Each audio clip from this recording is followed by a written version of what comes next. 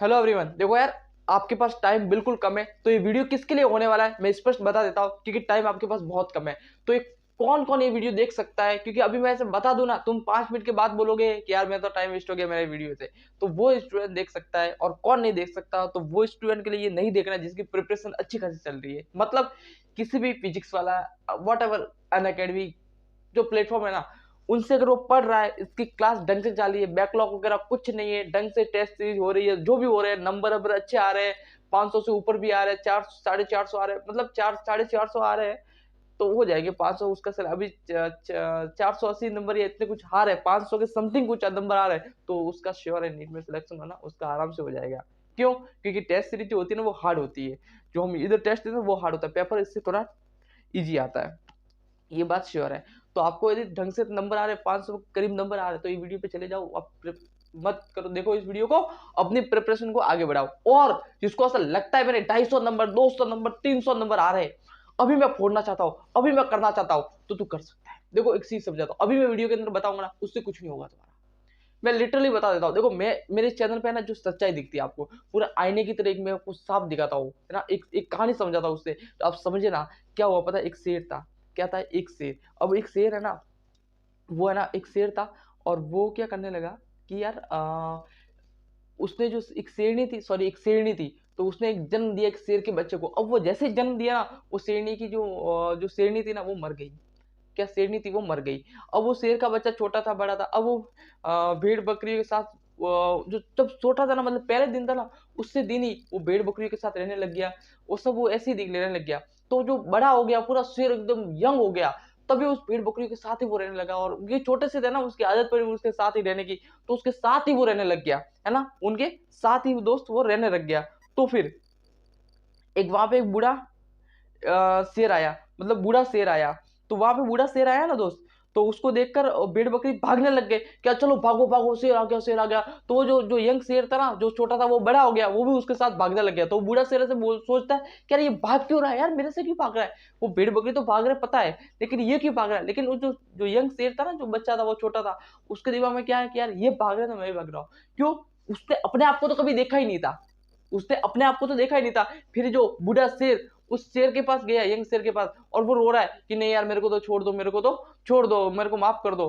तो बोला भाई तू रो क्यों रहा है मेरे से? तो वो शेर बोलता है, छोटा शेर, कि भाई मैं तो भेड़ बकरी हूँ, मैं तो हूँ भेड़ बकरी, मुझे तो है ना, मैं तो हूँ भेड़ बकरी, मेरे को बख्श दो। तो बोलता है नहीं, तू इधर आ मेरे साथ। तो बूढ़ा शेर उसको, छोटे शेर को ले गया पानी में, और पानी, जो साफ पानी में उसका अपना चेहरा दिखा, साफ पानी में अपना चेहरा दिखा।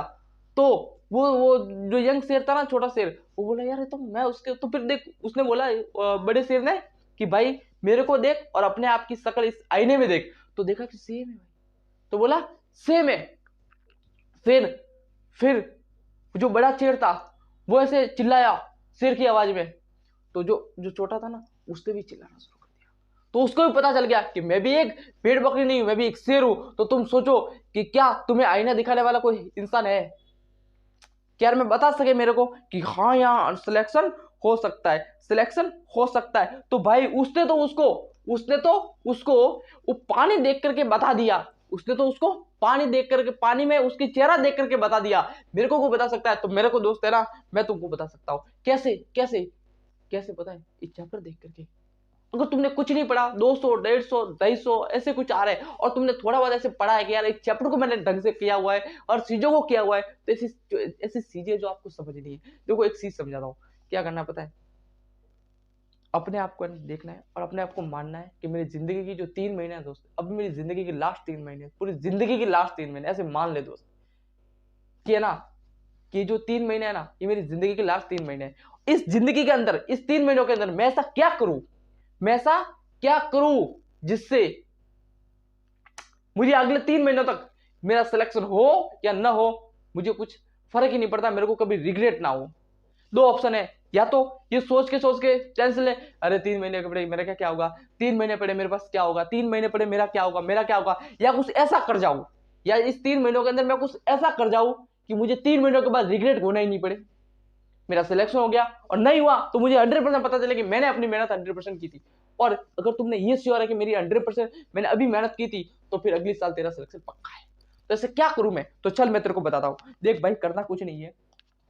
तेरे को लगता है कि मेरे सिलेक्शन थोड़ा करीब हूँ, थोड़ा 150, 250, 300 नंबर के समथिंग मेरे आ रहे, 250 300 नंबर आ रहे, तो जो मैं अभी अभी जो चैप्टर दिए ना, अभी इसमें लिखा है, जैसे मॉडर्न फिजिक्स लिख ले बुक में, थर्मोडायनेमिक्स लिख ले, करंट इलेक्ट्रिसिटी लिख ले, सेमीकंडक्टर लिख ले, मैग्नेटिज्म लिख ले, रे ऑप्टिक्स लिख ले, इलेक्ट्रोस्टैटिक्स लिख ले, यूनिट डायमेंशन लिख ले, वर्क एनर्जी एनएलएम लिख ले, एनएलएम लिख ले, वर्क एनर्जी लिख ले, रोटेशनल लिख ले। ऐसे चैप्टर जो तेरे को पढ़ने हैं, अगर इतना तूने कर लिया, मैं श्योर देता हूँ, इस चैप्टर को ढंग से कर लिया, इस चैप्टर के पीवाईक्यू कर लिया, कैसे करना है, क्लास को ढंग से देखना है, ठीक है, मैंने क्लास को ढंग से देख दिया, क्लास को ढंग से देखना है, ठीक है, फिर उसके बाद पीवाईक्यू पढ़ाना, और जितनी प्रैक्टिस करनी है उतनी करनी है, एनसीईआरटी को नहीं पढ़ना है। 4 चीजें कर ले दोस्त, बस 2-3 चीजें करनी है, रिवीजन, क्लास ढंग से देखना है, पीवाईक्यू करना है और प्रैक्टिस करनी है। प्रैक्टिस जितनी हो सके उतनी करना है, रिवीजन जितना हो सके उतना करना है। अगर इतना कर लिया ना तो तेरे 150 नंबर कहीं नहीं जाएंगे, पक्का। अरे बता रहा हूँ ना भाई, सॉरी 150 नहीं, सॉरी ज्यादा ही कुछ जोश में आ गया मैं, 150 नहीं 130 नंबर 100% श्योर है दोस्त, 100% श्योर है, मैं गारंटी देता हूँ। अगर इस चैप्टर से इतना इतना क्वेश्चन आता है, फिर आता है केमिस्ट्री के अंदर, फिर आता है केमिस्ट्री का, इसके अंदर देख ले भाई, इसके अंदर जीओसी तो कर ले अच्छी तरह से, जीओसी हो गया, हाइड्रोकार्बन हो गया, एल्डिहाइड कीटोन कार्बोक्सिलिक एसिड हो गया, पीरियोडिक हो गया, केमिकल बॉन्डिंग हो गया, कोऑर्डिनेशन हो गया, सॉल्यूशन हो गया, केमिकल काइनेटिक्स हो गया, इक्विलिब्रियम हो गया, एटॉमिक स्ट्रक्चर हो गया, ऐसे ऐसे टॉपिक है। अगर तुमने इस टॉपिक को भी पकड़ लिया, इस टॉपिक से भी पकड़ लिया, तो तेरे 120 नंबर कहीं नहीं जाएंगे, गारंटी देता हूं। इतना नंबर आए, इतना नंबर का ये पोर्शन है, इतना कर ले।